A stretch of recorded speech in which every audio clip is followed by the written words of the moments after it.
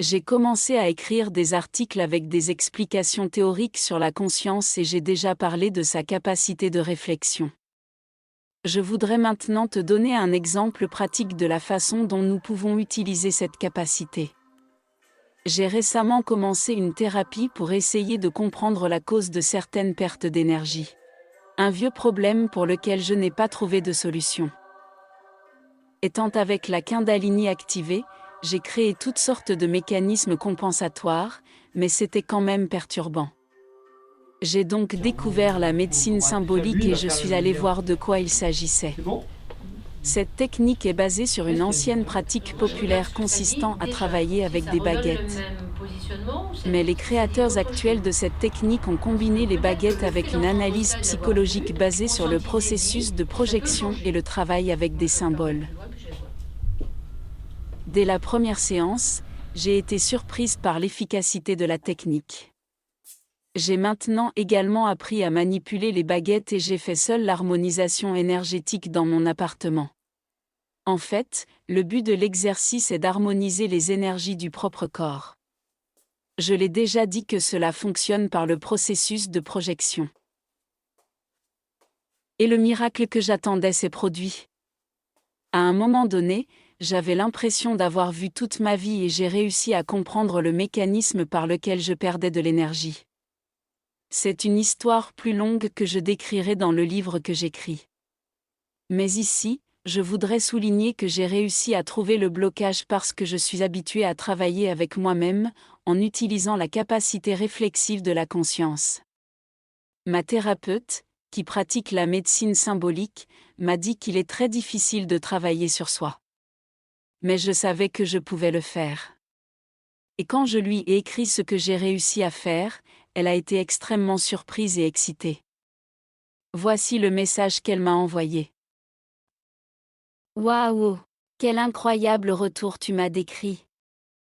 Tu fais un fabuleux travail. Bravo! Je suis épatée. Tu as compris que les messages des baguettes sont justes et logiques.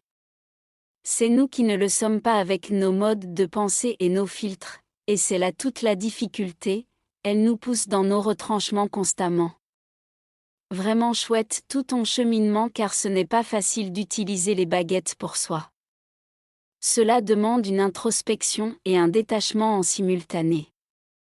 Alors encore une fois, bravo! En fait, j'ai de l'expérience dans ce type de travail. La technique de médecine symbolique s'accorde très bien avec les techniques que j'ai pratiquées en thérapie expérientielle. C'est juste que cette nouvelle technique m'a apporté quelque chose de plus que ce que je connaissais déjà. Cependant, ce que je savais déjà m'a aussi aidé. J'avais déjà développé ma capacité de maintenir un état de concentration tout en maintenant une conscience distributionnelle. C'est un état qui mène à la prise de conscience. De quoi s'agit-il? Donc, je me bouge, je joue, c'est-à-dire que je réalise un jeu dramatique, comme par exemple un rituel dans lequel j'ai la possibilité de laisser libre cours à mes émotions. L'expression émotionnelle est très importante. Et en même temps, je m'observe, j'évalue ce que je fais, ce que je ressens, dans quelle position je me trouve, quel rôle je joue, ce qui est important pour moi par rapport à ce qui se passe autour de moi. Il s'agit de voir toute la scène du point de vue de l'observateur.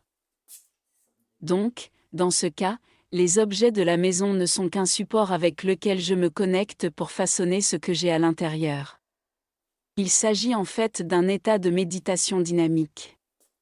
Osho a inventé aussi de telles techniques. J'ai participé à une séance de méditation Osho. Mais cela peut être encore plus simple.